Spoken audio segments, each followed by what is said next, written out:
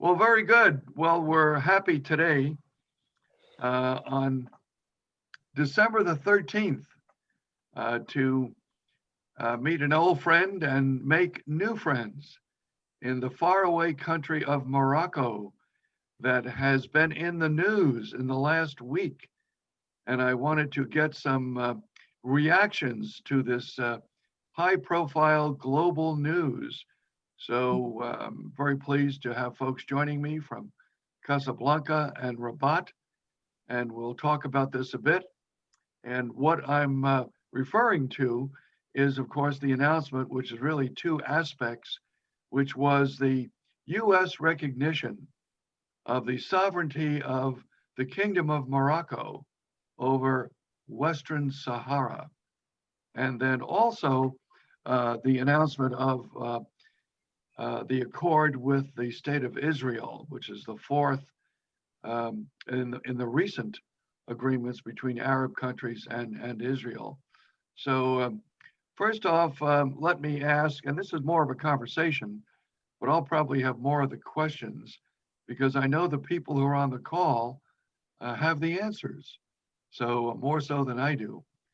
But I was wondering, what was the reaction, not so much in the government, but in general amongst the people, say in the street or in the media? Was there any reaction to this on the Western Sahara, or did it not resonate?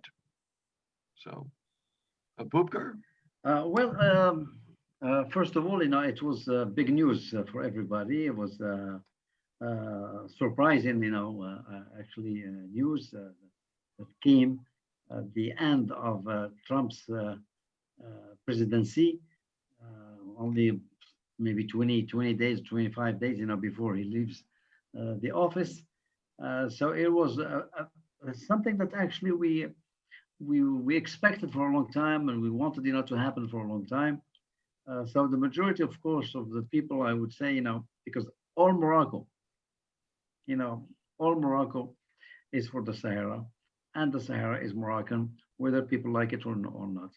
But of course, you need the recognition of countries, that are members of the United Nations, and of course, you need the superpowers, to recognize the sovereignty of Morocco over its own Sahara. And of course, this goes back, thousands, hundreds of years, before.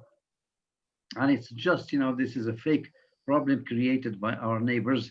It is unfortunate, that instead of building and constructing, our region to become a power, we are doing, quite the opposite, and, creating instability in the region. So I think this is a master coup. It's very important, for Morocco. It's very important for the region. I think it's probably, we can consider it, as the beginning of the end of this fake conflict that was created, by a bunch of, I would say, revolutionary people supported and by, our neighbors, namely the Algerians. So I think the the feeling, in the whole country, among the people, is a great satisfaction for, to receive this great news, to have, the United States, finally recognizing, the sovereignty of Morocco over its Sahara, opening, a consulate in Dakhla, and concentrating, on focusing on economic issues and economic development. It's really a fantastic news for all Moroccans. Now, this is one side, that everybody in Morocco is for it. There's no one single person who would say the contrary about this. So I think, this is a great move, a great decision, that we salute and we appreciate the American government and the American people for it. Well, I was delighted that this occur, and the fact that it's toward the end of the administration is really not that relevant. It was something that was needed to be done. And as demonstrated in other actions Trump has been courageous in some of these diplomatic moves, and maybe there are some other ones that didn't come together, like North Korea. And if they had been a little more friendly, I mean, if they should have taken the deal when they had the chance. But that's another whole story. But I appreciate your commentary on the reaction around the country. Does anyone else on the call want to say anything about this? You can unmute yourselves. So if anyone wants, you can stay unmuted because we don't have that big a group. So any other comments from other quarters? Hey, Yeah, so sure. we can't be more happier. We're so glad after the news, and we really appreciate what the United States did. And this is something our ancestors were fighting for. And it was really a big issue in Morocco, and now I'm sure all Moroccans are glad to know that right now the Sahara is officially Moroccan, even if it really was Moroccan, but now it's official that that line in the map should be erased in all the maps all over the world, because it really created the problems. And I hope I can see the map without line when I Google it. Well, it was interesting to me that the U.S. Ambassador Fisher made something of the map. I mean, he, wrote his name on it, and he eliminated where the line was, and he's going to give the new map from the official U.S. map to the king. Yes. Yes, I saw Right. that. I saw that. I can share what I feel and what my discussions with my academic colleagues. It is very exciting. People are extremely happy. They, of course, they are not very happy with with the relationship with Israel. But if you want to hear my comment personally, if it's in my group of discussion, I always repeat the saying of Einstein: if you keep doing the things the same way and you expect different results, that's craziness. Right. Or insanity in his As words. they say, if you keep doing the same thing, knocking your head against the wall, it's only insanity. And So we have tried different diplomacies, be it with Israel or with the Sahara issue. So I think the States now is doing something different with respect to its politics, which is to applaud, and we appreciate it. And we Arab nations, Arab Amazigh, North African, whatever you want to call it, we are approaching it completely differently from what we have done to 70, 80 years. So it can only give different results. right, Because we're not happy with what's going on now. right. We shouldn't keep doing it the same way in order to keep this. We would only keep the same results. So we're doing it differently. I'm very positive it's going to be different for everybody, including the Palestinians. Right. Well, we'll go to that a further discussion on the Israeli Accord. I first would like to just spend a little bit more time on the Western Sahara aspect. I'm Just sorry, you could call it Moroccan Sahara now. No, Start now. No, I think no, that Israeli part is a very important discussion. But looking at things, it looks like in terms of square miles or even square kilometers, it's about a third more territory that is officially part now of Morocco, and a very large coastline as well. Not many people, probably less than 600,000, but still the big issue is the land and probably the coastline. What could be said about, I mean, you speak of economic development. are there natural resources either in the Western Sahara or offshore that are of interest to the Moroccan people? Well, first, I agree with you. That's why I didn't talk about the second part, talking about the relationship, or normalization, I would say, with Israel. That's another issue. That's why I focused, more on the Sure. Moroccan Sahara, because today you can say Moroccan Sahara. Before, everybody was using, the term actually being used by the United Nations as Western Sahara. Yeah, it's more the western part of Morocco, I would say. So, I mean, there's no problem today for anyone to say Moroccan Sahara because, it's now the recognition, actually, when you said that the Sahara is now officially Moroccan, the Sahara was officially Moroccan centuries ago. Ah, Well, there was, of course, colonialism.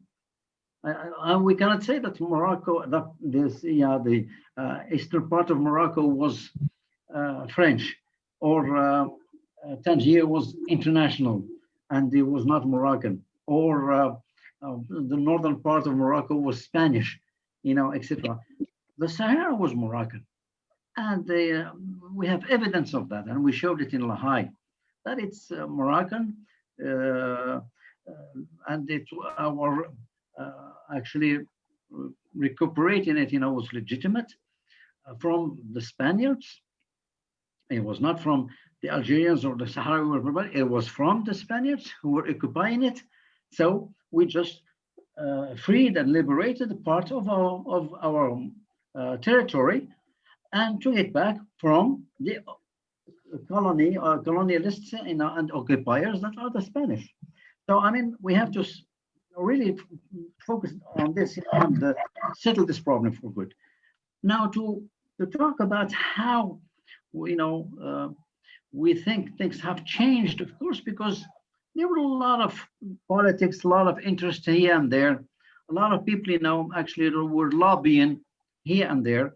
The Congress was influenced, by a part of the congressmen were influenced by the Algerian, theory, and others by the Moroccans. So the lobbying was actually playing a big role in this, to influence, the people. So that's why we need, when we say like Morocco recognized the independence of America, for instance, it doesn't mean that if we did not recognize the independence of America, America will never be independent.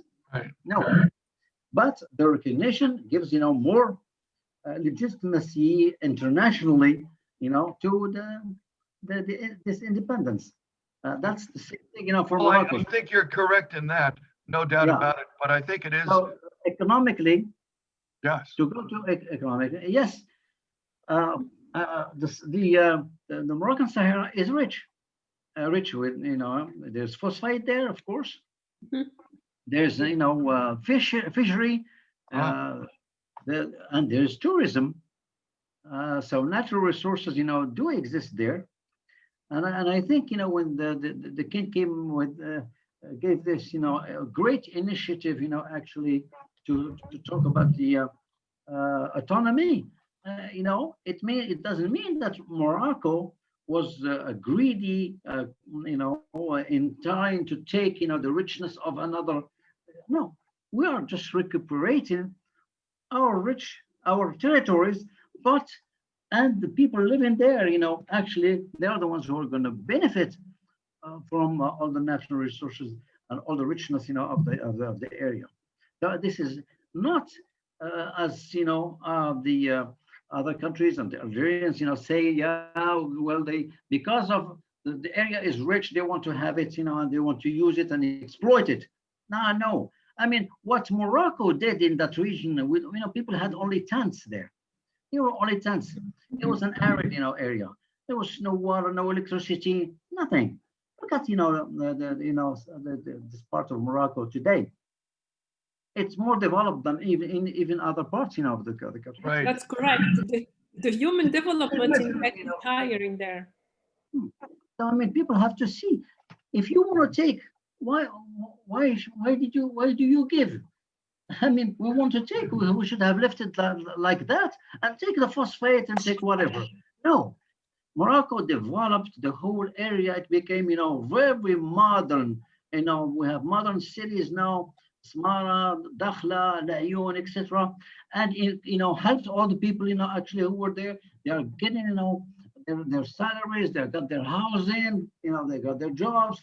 So, I mean, it's the development and the human development, was so great in that area, and all the money that comes from that land stays in that land, and Yes. also in addition to all the funds, and the budget that comes from the other side of Morocco, from Rabat, the capital. So you don't even keep what's there, but we added a lot of money over there, and all Moroccans, have contributed to that. When we had a program called Solidarity for the Sahara, where every Moroccan, every single Morocco, just like they did, for the Green March, when the king, Hassan II, late King Hassan II, called for the Green March, to go peacefully to recuperate the land. All Moroccans wanted to go. I mean, they had to turn away a lot of people, and they need only 350,000, and that's a lot of people. Well, after that, of course, for the development of the area, we did not go there and start looking for what's in it. No, we were putting budgets, putting money there and building and constructing, helping, the inhabitants of the whole area. And you can see how it is today. I agree with you. Actually, the Moroccan Sahara, I call it Moroccan Sahara, we have paid for the solidarity for a while. And Morocco invested a lot, today, human development index in that part of the country is way better than in the rest of the country, just what Boubker just said. And I think this recognition will save money to Morocco, because Morocco keep investing a lot in that part of the country in order to keep the inhabitant happy. Now, I don't think it's going to stop right away. That's one thing. The military expenses also, they will save. We won't have as much expenses of military. I think my little knowledge about the international relations and militarization and so on. So I think it's all positive. It's all positive. And you remember the embargo that's went on the phosphorus coming from the Sahara by the South Africans. That will not happen, I think, anymore. So we can trade our resources from that part of the country internationally, and that will help the economy of the country. Okay, that's my impressions. I haven't read about the topics or anything. No, but that's that it trades on your knowledge of the situation and the likely outcomes. So I think that's well taken. Is there anything else that may have to happen here? I mean, what about reaction by the EU or the United Nations? Is that still to come? Well, you have one out of 5 permanent right countries, in the United Nations, that says, that recognizes, the Moroccanity, if I can say that word, of the Sahara, Moroccanity, the sovereignty of Morocco over the Sahara. The other countries, they were not against, never been against, but they were sort of playing that sort of diplomacy, not to, I would say, to upset other parts, right, or other countries where they have interest, and I would say it in Algeria. But today, I think, they have to take a position. Today, right. I think probably, I see it as the United States, have led the way or paved the way for other countries in Europe to follow its example. I mean, enough of spending money for things that are useless, that are not helpful for the country. Enough of actually leaving this country in this region, losing a lot of money and this, I mean, I would say, instead of constructing, we are now, doing quite the opposite. I think this is, uh, everybody has an interest. Right. And today we have to work together, Mhm. okay? And we have to build peace, and we have to, develop our economy so the people of the whole region can live in stability, in security, and prosperity. And that's what is needed, today. So I Right. think the United Nations will have no say, because otherwise, you have one country that has the veto, is now recognizing. Ah, yes, that's a good point. Yeah, the veto Absolutely. recognizing the Sahara. You have the other countries, that are permanent countries. You have China, they are our good friends, Yeah, we are even doing the vaccine, that they have developed today. I mean, we have the other, countries that are friends Right. of Morocco, but just they were sort of supporting us, verbally. Now they have to do it concretely, Right. and with official and officially, just like you said about the United States. Well, also, the U.S. has not simply recognized the sovereignty, but I think very importantly, and perhaps you can elaborate on this, the decision to have a consulate general in that area, uh, um, Dakhla, I think it's called Dakhla. Dakhla, yeah, Dakhla. Yeah, well, Yeah. why is Well, it that they picked that city versus the more populous city in the north? This is down in the most southern part of Moroccan of Moroccan Sahara. well, that's a great support, to the economy of the region, because this consulate, will focus more on economic issues, and that's what it says. And it was clear in the proclamation that the focus, the principal objective, actually of this, the opening of this consulate is to develop economic relations between the region and the United States. So, as we said, the region is rich. The region needs, some other economic the development. I think, and opening the consulate, it just, it says that yes, we are in our land, and now we are sovereign. There are other countries have already started. And why Dakhla? Because Dakhla, there will be. I think we are now constructing, if I'm not mistaken, the largest or the biggest, port or harbor for Africa. So that's very, very important for the trade and commerce. I was going to ask you that if the fact of it has very good port facilities was a major factor. It's going to be the biggest, actually. Oh, will it? Wow. Yeah. So, well, one other, hey, speaking of consulates, I see that there's a very big new consulate under development construction in Casablanca. Yeah, we've been $300 waiting million. for that for many days. I'm sorry, what did you say about it? We've been waiting for that for a long time, because actually the decision was made since 2001, and we've been saying, right? Today, tomorrow, this year, next year. They picked up the site, and finally they put the what do you call it, they digged the first, Right, yeah, the shovel. Yeah, shovel, yeah. Groundbreaking. So how long did you work in the Consulate General in Casablanca, Boubker? 30 years. 30 years. Yeah, 30. I think they owe you an office, a legacy office in the new consulate. Yeah, 30 years. Oh, that's incredible. Well, one other question on Moroccan Sahara, and that is there's a very short border with Algeria. So why is Algeria meddle in this issue? They want to have a window to the Atlantic. That's and we don't really understand, that they always say that they are not interested But that's what they say. But they do quite the opposite, and it's obvious to everybody.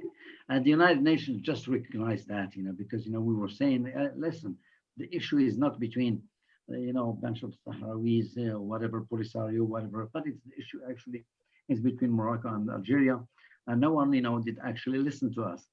Today they have the evidence that it's actually without Algeria, the Polisario wouldn't have existed. So they are backed up, by Algeria, and they don't want, this conflict to finish. And now they are using it, to actually deviate the attention, of the Algerian people who are friends and brothers and sisters, from the domestic problems they have, to say, well, we have to actually stick together against a foreign enemy, and the enemy is Morocco. And that's a big mistake. You cannot fool the people, whether the Algerians or the Moroccans or anybody, by using this fake theory, which has nothing to do with the reality, but just, not, it's, I don't know, we are brothers and sisters, people, are cousins even, we're married, to one another. It's just incredible how we are, like I said, wasting a lot of time instead of very solid common market in the whole region, and to export and import together as a bloc, to have more power. And I think by unifying ourselves and thinking of the development of our areas and also the prosperity of the people instead of fighting for nothing. Right. I think that's a point well taken. Yeah. Any other comment about the new part of the country from anyone before we go to the international aspect? We're covering the domestic side here. No? What do you mean by the new part of the country? Well, excuse me. That's right. Well, newly recognized by the U.S. Excuse me. Okay. I'll watch out for that. That's right. Yes. Right. That is true. Well, you made a good point about that. So, well, hearing nothing further on this subject, let's move on to this international accord with Israel, which was part of the bargain. Do you mind if I ask you a question? No, sure, go ahead. Yeah, how much of the Morocco acknowledging the state's independence back in the 18th century affected the decision to acknowledge the Moroccan Sahara by USA? I think it was a point of reference, and I'm glad that it was made. I think the current realities, geopolitics, and I think also, a good beneficent attitude for good relations, economic development really was the driver. But I was very happy to see in the president's tweet reference to the 1777 action by the kingdom, which recognized in effect the US and allowed ships under the American flag to come to the port. And so I think that was very fortunate. In fact, I had been doing some research a few years ago on Secretary of State John Hay and President Theodore Roosevelt.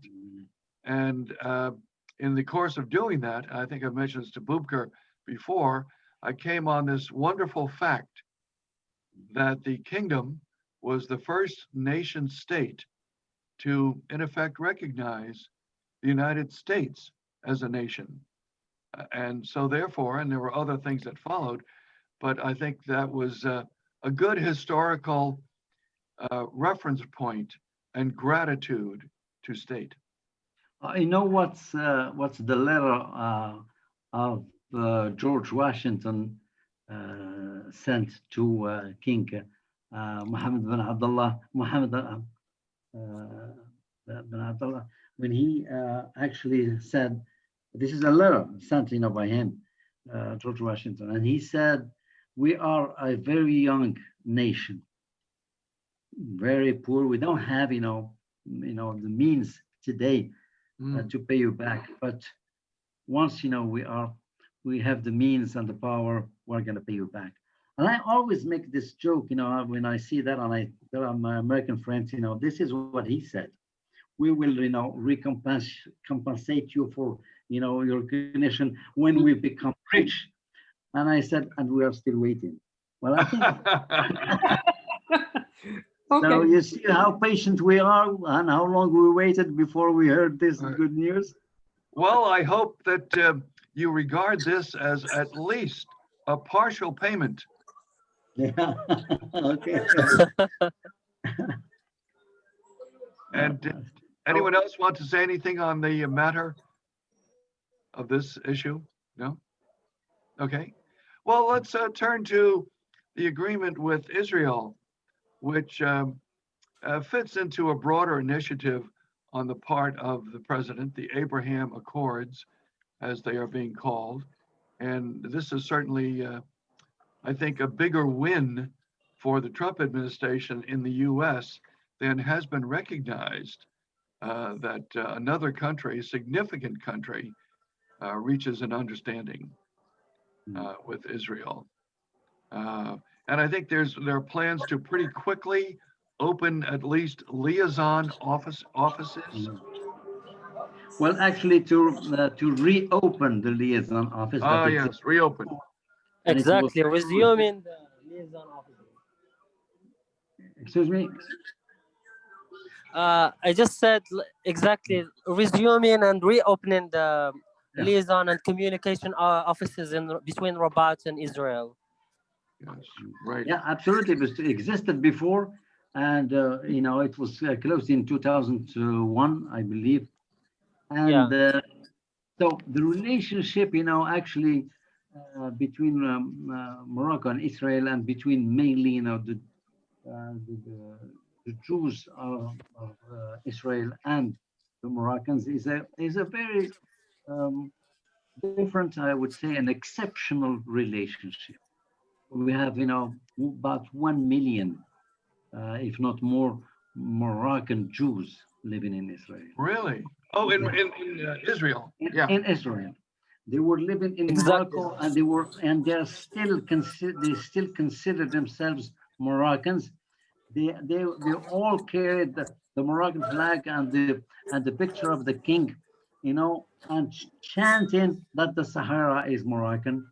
Oh, really? Wow. Yeah, right. Last week, and they were also always supporting, their country, which is Morocco, and they always, every year, about 4,000 of them, sometimes more, come to worship their holy man, buried in different parts of Morocco. The king gave his instructions and orders, to renovate and rehabilitate, all the cemeteries, the Jewish cemeteries in the country. We just started, even we included the historical background of the Moroccan Jews in the school manuals. So you see, it's an exceptional relationship that does not exist anywhere else in the Arab or Muslim world. Right. That is, it's a special relationship between Morocco and the Moroccan Jews. And the king himself, he said when in the 60s, when actually some organizations, try to evacuate or take, all the Jews to Israel, to fill it. And he said, King Hassan II, he said, when a Moroccan Jew leaves, the country, Morocco loses a citizen, Yes. but he gains an ambassador. Wonderful. Good comment. Yeah. Yeah.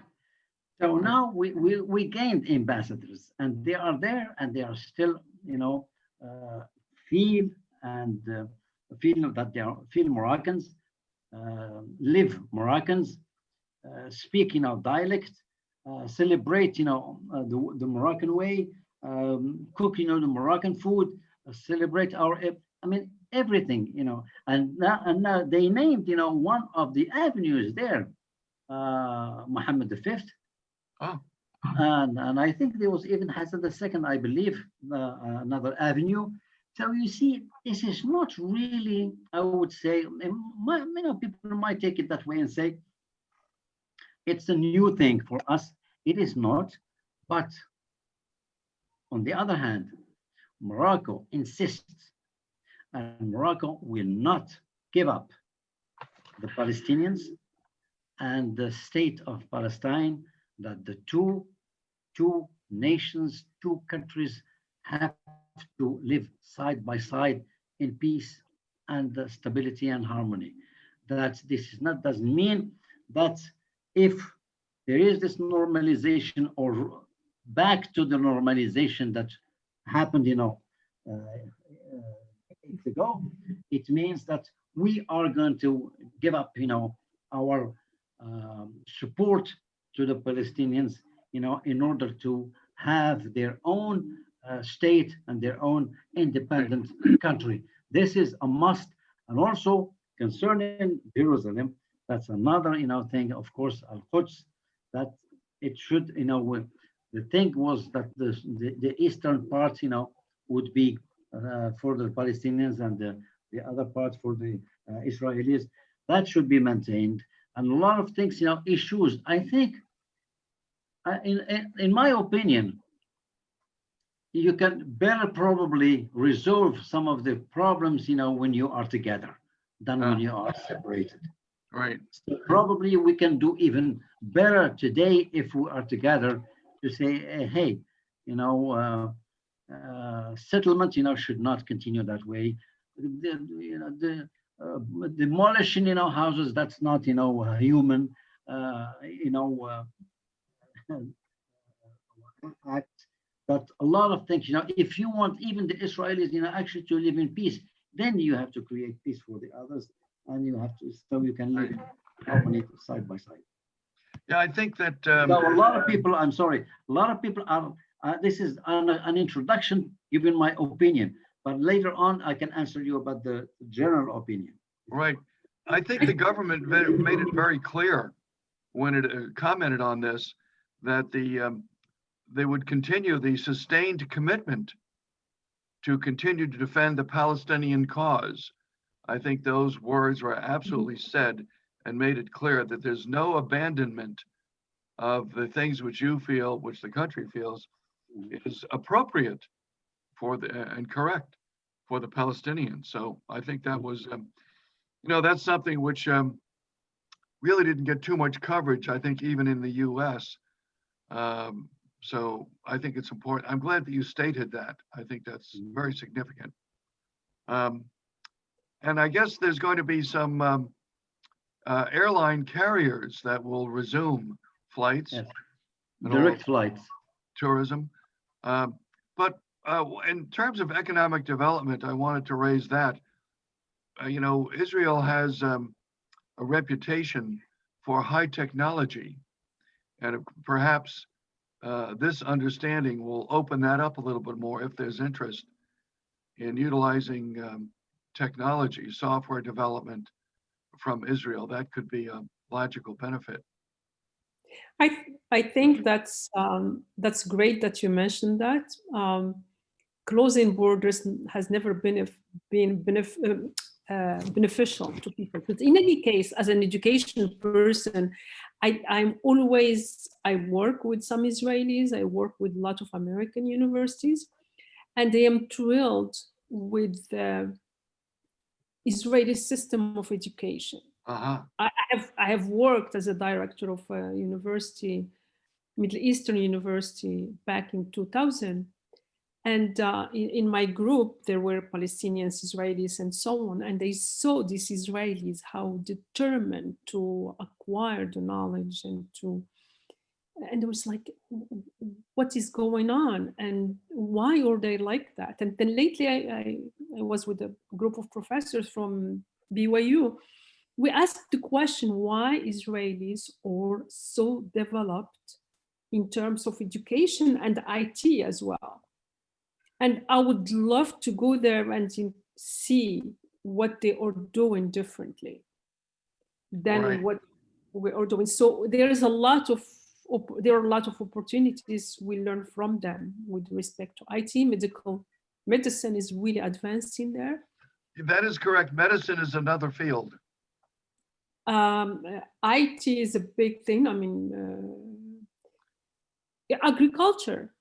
I appreciate That's the what fact I that was going to Israelis mention. refuse to export their water, so they don't have a lot of it. They respect the scarcity, so they export different things, but not their water. So we can learn. I think in Morocco we do have, in agriculture, we do have exchanges between Israelis and Morocco farmers, and le goutte à goutte, which is drop in irrigation. They Well, yeah, I'm so glad that you mentioned that, because I was going to bring that up and ask about it, because I don't know anything about agriculture in the country. But it was, I'm here in the wine country in California, and the irrigation system that is now currently used throughout the state, and particularly in the premium part of the grape growing where I live, really was finally advanced in the 1990s by learning about drip irrigation from the Israelis. Yeah. California's climate is regarded as a Mediterranean climate. So we get some rain, as we are getting today, finally. No rain season to date, except for heavy today. So people were doing dry farming or very primitive methods until we brought in the Israeli drip irrigation system. So it certainly did a lot for us. Well, like you, I will compare what you said in the beginning concerning the Moroccan Sahara, and you said now it is officially Moroccan. And I said no, it was Moroccan, but now it's officially recognized by the United States. I would say the same thing for the Moroccan-Israeli relationship. In business, there was business, between there was commerce, there was economic exchanges and all that. There were. Yeah, but now it will become official. Yes, right. Okay? So that's the thing. And of course, one has to be a bit, careful about situations like this. And this is, I would say, contrary to what we said about the Moroccan Sahara, that 100% of the Moroccans were for it, happy about the United States, recognition of our sovereignty over the Sahara. For this relationship, people are thinking, okay, are we abandoning the Palestinians?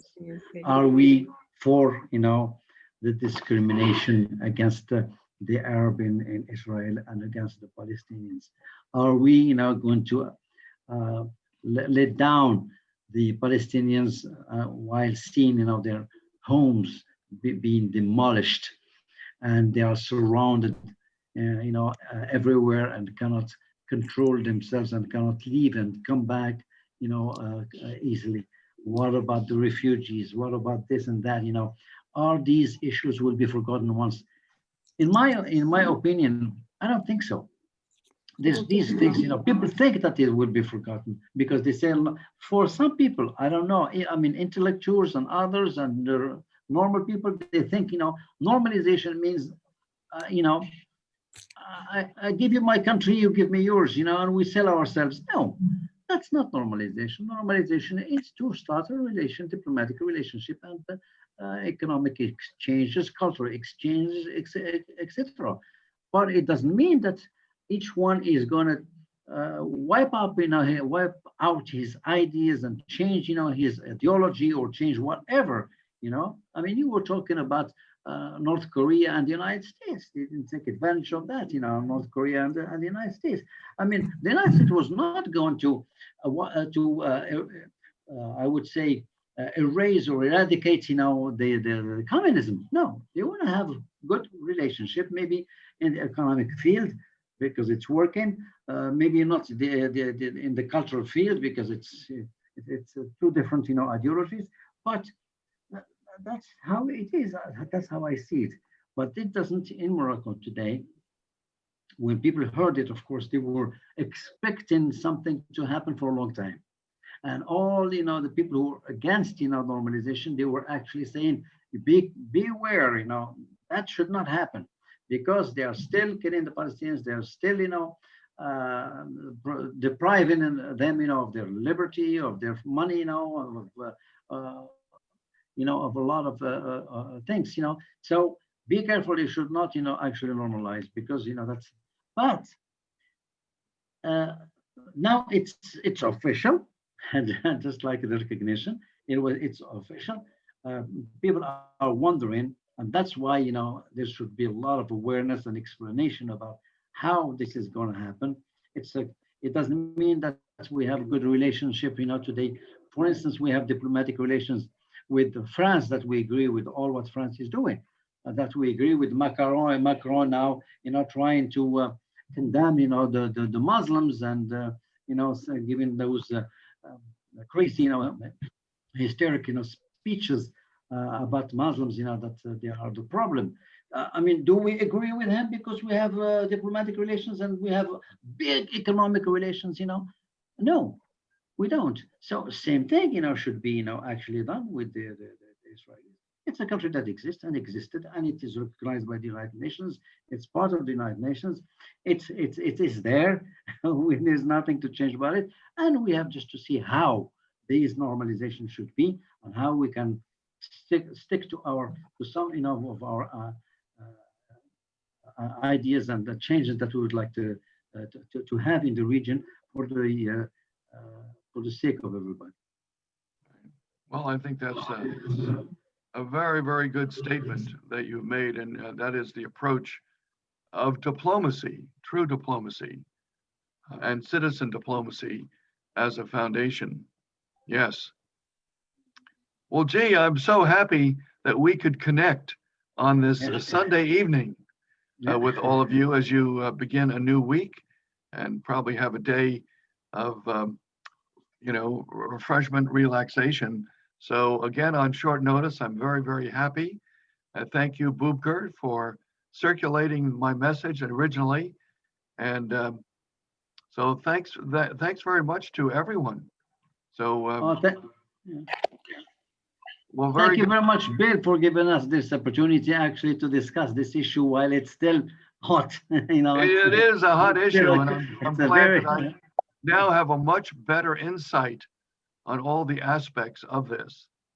So, all right.